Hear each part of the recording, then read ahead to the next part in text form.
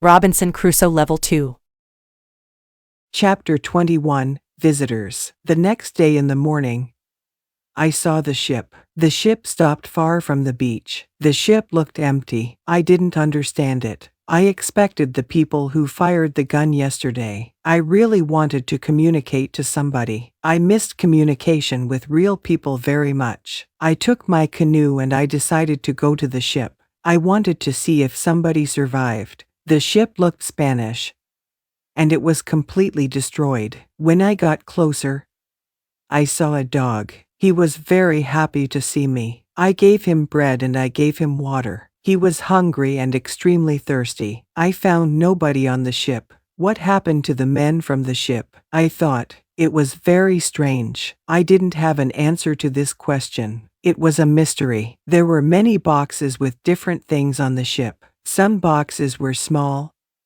Some boxes were big. Many big boxes were full of bottles with alcohol. But these boxes were too heavy. I couldn't take the boxes on the canoe. I found guns and gunpowder. I took them to the canoe. I also found some other useful things. I returned to the island in the evening with several small boxes on my canoe. I had some new shirts and also gold, silver and a lot of gunpowder. The gunpowder was important for me. On the island, gunpowder was more useful than money or gold. There was something else which I needed very much. I needed shoes. I found 2 pairs of shoes on board the ship. I took the shoes with me. I put all my new things in the cave. I made 5 trips to the ship. I took everything useful for me. Then I hid the canoe. Everything went back to normal. Time went quickly. I often thought about the men from the ship and the cannibals on the beach. It was one night in March when I dreamed that 2 canoes with cannibals landed on the beach. One of their prisoners ran away. He came to my house. I saved him. Then he became my friend.